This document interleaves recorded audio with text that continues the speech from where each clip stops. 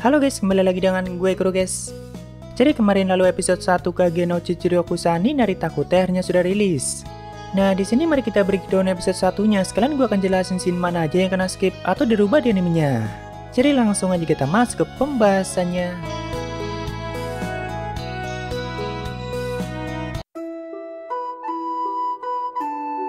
Di awal episode menampilkan scene Nishino Akane yang baru saja bangun di kamarnya dan masih menggunakan pakaian tidurnya yang belang-belang. Setelah itu dia bersiap-siap untuk berangkat ke sekolah dengan diantar oleh supir pribadinya. Sekilas di sini sudah ditunjukkan ada mobil lain yang sepertinya sudah mengintai Akane dan berniat untuk menculik dia nantinya. Lalu setelah sampai di sekolah, seperti biasa dia bertemu dengan pria yang sangat dia benci, yaitu MC kita atau Minoru Kageno, dan seperti biasa mereka saling menyapa satu sama lain. Dari sini nih kita ditunjukkan bagaimana Minoru menjalani kehidupan sekolahnya lewat sudut pandang Akane atau bagaimana orang lain melihat Minoru Kageno. Tentu dalam hal apapun dia sangat kelihatan biasa saja dan bahkan Akane sendiri tidak mau terlalu dekat atau terlibat dengannya. Namun ada sesuatu yang hanya disadari oleh Akane, yaitu cara Minoru melihat orang lain. Walaupun Minoru selalu menatap Akane jika sedang membalas sapanya, tapi bagi Akane tatapan Minoru itu seperti sedang melihat ke tempat yang jauh atau tidak benar-benar menatapnya. Atau simpelnya cara Minoru melihat dunia itu sangat berbeda dengan orang lain dan tidak pernah memperhatikan orang lain yang dia anggap tidak penting. Jujur gue sendiri sangat kaget dan sama sekali tidak menyangka kalau Akane akan langsung dimunculkan di episode satunya. Dan bahkan sampai scene penculikan Akane dan juga penyelamatan yang dilakukan oleh sang pemburu penjahat yang anggun atau MC kita yang sedang menyamar. Jadi semua scene ini adalah cerita di volume 4-nya atau chapter interlude yang menceritakan masa lalu Akane dengan Minoru Kageno di bumi sebelum dia terlempar ke isekai. Gue jadi berpikir apakah animenya akan langsung mengadaptasi 4 volume sekaligus dalam 20 episode. Karena peran Akane cuma ada di volume 4-nya dan tidak mungkin muncul lagi setelah Minoru pindah ke isekai atau sebelum dia kembali ke bumi. Jadi jika nanti animenya tidak sampai chapter itu, ya Akane cuma muncul di episode ini aja. Ya kita lihat aja ke depannya seperti apa guys. Mungkin semua scene itu untuk menceritakan bagaimana kehidupan sang MC di bumi cuma lewat perspektif orang lain, walaupun jadi ada beberapa scene kocak yang kena skip di animenya. Nah, jadi kalau di light novelnya Akane dan Minoru itu selalu datang paling terlambat atau tepat sebelum pintu gerbang ditutup. Karena mereka berdua selalu menjalani kehidupan yang sangat sibuk dan hanya punya sedikit waktu untuk menjalani kehidupan sekolahnya. Akane sendiri merupakan seorang aktris wanita yang cukup terkenal dan pastinya sangat sibuk. Sedangkan kesibukan Minoru adalah mempelajari apapun yang bisa menjadikannya lebih kuat dan juga selalu berlatih dengan sangat keras. Nah, karena mereka selalu terlambat dan datang di waktu yang bersamaan, makanya Akane tidak punya pilihan selain memberikan sapaan pada Minoru setiap paginya. Karena Akane juga hidup dengan menggunakan topeng palsu seperti halnya Minoru Kageno. Jadi dia harus terlihat baik dan ramah pada siapapun. Nah, mungkin di scene ini untuk menunjukkan hal itu dan juga menunjukkan betapa populernya Akane di sekolahnya. Walaupun mereka berdua jadi kelihatan datang lebih pagi atau tidak terlambat. Lalu saat membalas sapaan dari Nishino Akane, Minoru selalu salah dalam menyebutkan nama belakang Akane, yaitu bukannya Nishino tapi malah Nishimura. Hal itu sudah terjadi selama berbulan-bulan dan selama itu juga Akane sudah menahan kesabarannya. Tapi ternyata Minoru tidak pernah menyadari kesalahannya itu, padahal mereka satu kelas dan bahkan duduknya sebelahan. Makanya di pagi itu Akane untuk pertama kalinya menegur Minoru kalau namaku bukan Nishimura Kageno-kun. Begitu mendengarnya, Minoru sangat kaget dan langsung berpikir apakah jangan-jangan wanita ini merupakan karakter wanita yang cukup penting.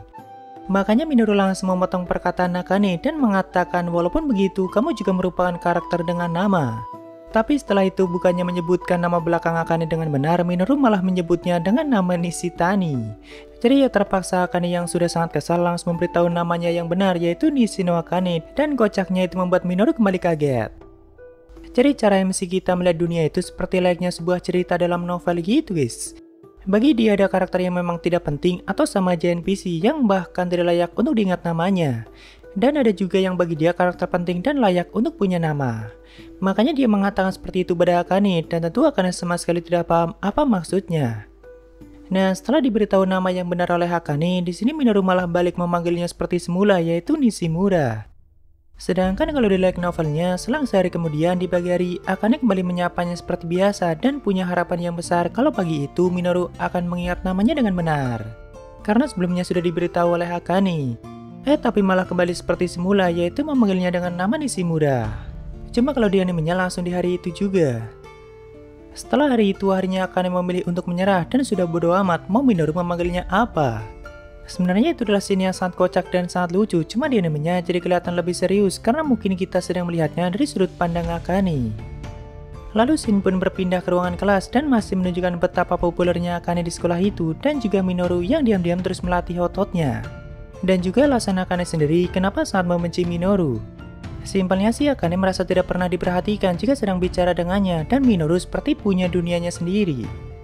Setelah itu juga diceritakan sedikit masa lalu Akane dan alasan kenapa dirinya pernah berhenti dari dunia hiburan dan juga kenapa saat ini menggunakan topeng palsunya atau mencoba kelihatan ramah.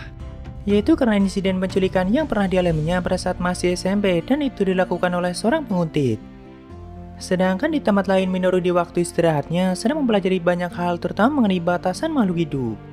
Di sini kita bisa melihat betapa seriusnya Minoru mencari cara untuk mendapatkan kekuatan yang bisa melampaui batasan manusia dan juga mencoba menemukan kekuatan yang disebut sebagai sihir, walaupun dia tidak pernah menemukannya pada saat masih di bumi. Lalu begitu waktunya pulang sekolah, Akane harus menjalani kelas tambahan untuk mengejar ketinggalannya di pelajaran sekolah. Dan itu sudah terbiasa baginya karena Akane sangat sibuk dan sering izin jika jadwal pekerjaannya sangat padat.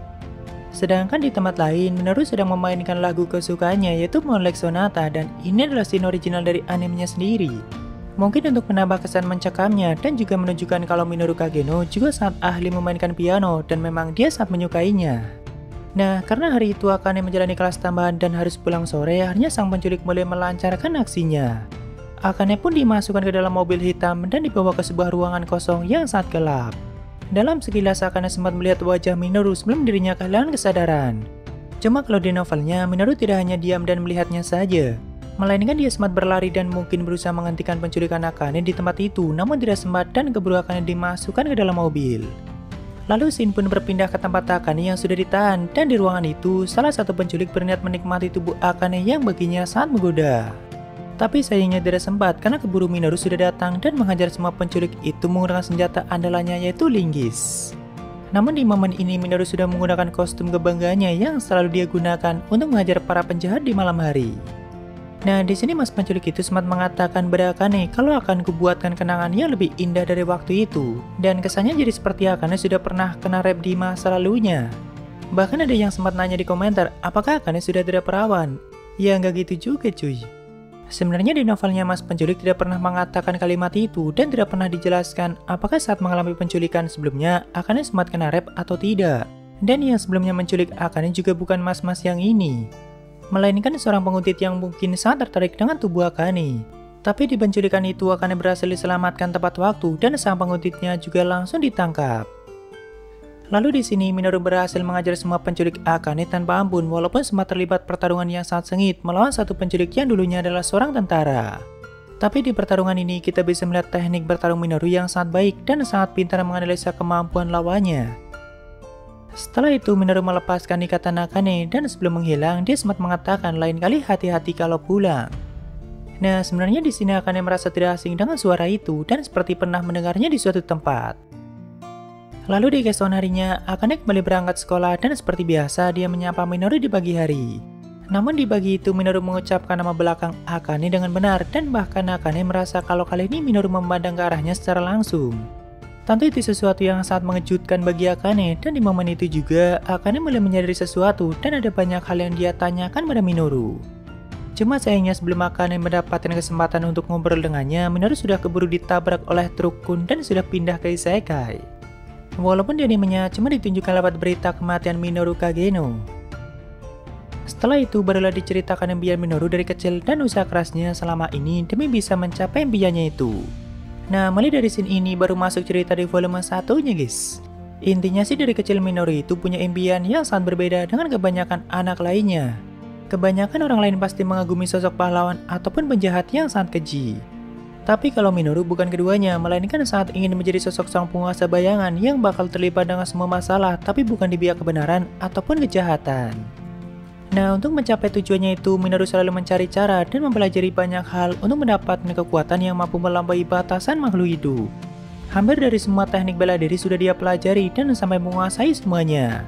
Bahkan Minoru sampai menciptakan dua peran dalam kehidupannya, yaitu peran cupu atau siswa yang sangat biasa saja dan peran sang penguasa bayangan yang selalu mengintai musuhnya dalam kegelapan malam. Cuma semakin lama Minoru semakin menyadari mau berusaha sekeras apapun dirinya tidak mungkin bisa melampaui batasan manusia. Atau mau sekuat apapun manusia tetap saja tidak akan berdaya jika dihadapkan dengan kekuatan senjata seperti halnya nuklir ataupun senjata kuat lainnya di bumi. Jadi Minoru juga berusaha menemukan kekuatan yang disebut dengan sihir. Dan dia sampai mempelajari banyak ilmu-ilmu spiritual, bahkan sampai mengikat tubuhnya di kayu salib dan juga menjalani tapas selama liburan sekolah. Nah, saat itu di tengah latihannya, Minoru sempat melihat dua cahaya putih di kejauhan dan mengira kalau itu bagian dari kekuatan sihir. Bahkan dia sampai membentur-benturkan kepalanya ke pohon karena mungkin dengan cara itu dirinya semakin bisa melihat cahaya putih yang dia anggap sebagai sihir. Akhirnya Minoru pun berlari mengejar cahaya itu dengan sangat kegirangan dan di momen itulah dia tertabrak oleh Trukkun dan akhirnya terlahir kembali di Isekai. Barulah di dunia barunya Minoru atau Chika Geno punya akses untuk mencapai tujuannya yaitu menjadi sang penguasa bayangan atau Shadow. Jika di light novelnya seperti itu, cuma di animenya sedikit dirubah dan jadi kelihatan lebih serius tapi juga diceritakan dengan cukup detail. Mungkin untuk menunjukkan betapa kerasnya usaha Minoru pada saat masih di bumi. Lalu tiba-tiba Shin pun berpindah ke Isekai dan sudah menampilkan Chika Geno di mode Shadow-nya. Yang mana saat itu sudah di atas bangunan kota Midgar bersama dengan 7 anggota utama Shadow Garden dan gilanya semuanya langsung ditampilkan. Itu momennya keren parah sih, apalagi dibarengi dengan musik yang emang sangat pas. Cuma untuk scene ini gue masih ragu, apakah saat itu mereka berniat menyerang anggota kultus di insiden penculikan Alexia atau di insiden penculikan Cleric Geno. Karena tiba-tiba aja langsung lompat ke scene ini guys. Kalau mereka beraksinya di kota Midgar sih harusnya di insiden penculikan Alexia, cuma di sini Alexia juga sempat ditampilin dan masih baik-baik saja. Begitu juga dengan Cleric Geno. Namun jika itu adalah insiden penculikan Cleric Geno harusnya bukan di tengah kota Midgar. Karena pada saat Cleric diculik, Chit masih di usia 12 tahun dan belum masuk ke Akademi Midgar. Sedangkan di sini dia sudah kelihatan lebih dewasa. Jadi yang mending kita bahas nanti di episode 2-nya aja guys. Jujur untuk episode 1-nya nggak nyangka banget sih. Karena tiba-tiba aja langsung nyeritain Nishino akan di bumi dan ternyata animasinya juga sangat layak untuk dinikmati. Karena sebelumnya melihat dari semua PV-nya, gue pikir animasinya bakalan biasa aja, tapi ternyata cukup bagus. Ya mungkin segitu aja untuk pembahasan kali ini. Jika ada kesalahan gue minta maaf atau kalian bisa koreksi aja di bawah. Thank you yang udah mampir, sampai ketemu di video lainnya. Salam kuru guys.